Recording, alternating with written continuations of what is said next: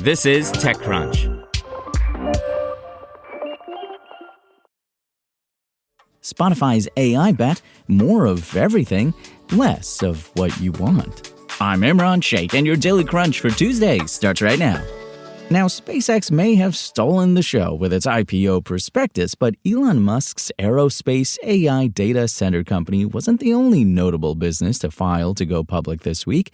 You see, on Thursday, Finnish smart ring company Oura said that it had confidently submitted a Form S-1 to the U.S. Securities and Exchange Commission in preparation for an IPO.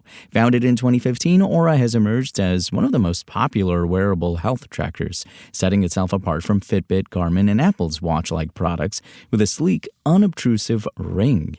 The Oura Ring tracks activity, sleep, and daily readiness, among other health metrics, and today has customers around the world.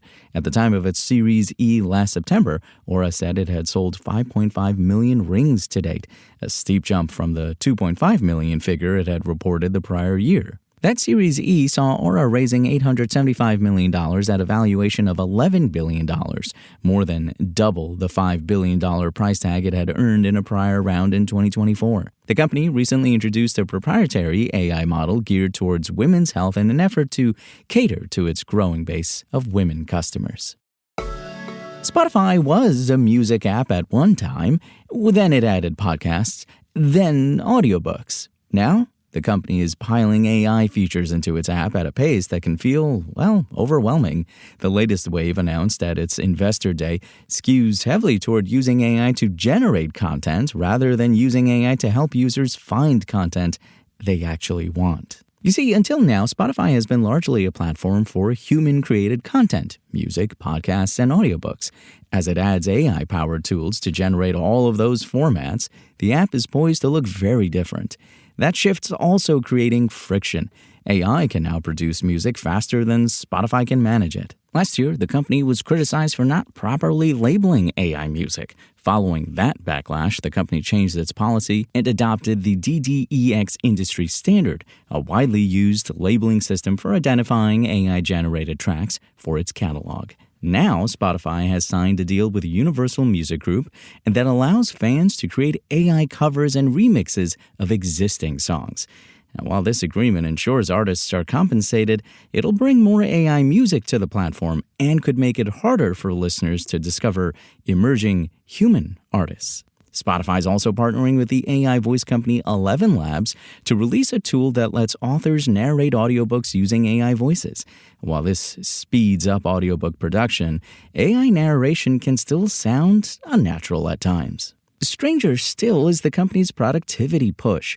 The personal podcasts feature lets users generate AI-made podcasts about, anything, including summaries of their calendars and emails.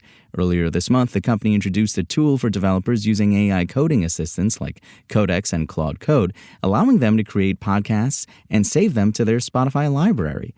With the latest release, all users will be able to build personal podcasts through prompts directly in the app. And the company's also releasing an experimental desktop app that connects to a user's email, notes, and calendar, pulls in relevant info, and generates a personalized audio briefing. It's the kind of feature that could have lived inside the existing Spotify app, which makes the choice to spin it into a separate product worth watching. With your permission, it can take action on your behalf, researching topics, using a web browser, organizing information, and helping complete tasks. The app's description reads, "The language is a tell. Spotify is gesturing toward agentic AI, software that doesn't just answer questions, but autonomously completes tasks on your behalf."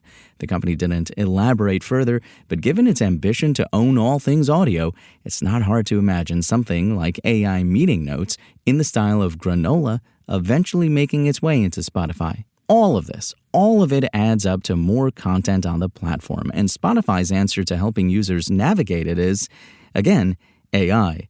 The company's adding natural language discovery for audiobooks and podcasts, similar to how Google's been pushing people toward conversational search. The groundwork's already there. Spotify already has an AI DJ that lets you chat while listening to music. Now, users can ask questions to get answers about a particular podcast episode or its themes more broadly. They might already be doing this in chatbots like ChatGPT or Gemini, but Spotify doesn't want them to leave the app. Spotify is trying hard to become an everything audio app, but in that quest, it's filling itself with features users didn't ask for and making it confusing and harder to navigate. The company is no longer focused solely on consumption. It's actively nudging users to create content too, even if it's just for themselves. The risk is that this trades depth for breadth. The more time users spend making sense of a cluttered app, the less time they spend discovering and listening to content by other creators, raising the question, is Spotify deepening its competitive moat or diluting what made it essential? If users feel that the app has lost focus and isn't surfacing the content they want, more of them may follow my colleague Amanda out the door and take their listening time with them. And folks, that's your Daily Crunch. Today's stories were reported by Ivan Mehta, Amanda Silberling, and more awesome TechCrunch journalists. We'll see you here tomorrow, same tech time, same Crunch channel. And until then, find us at TechCrunch.com.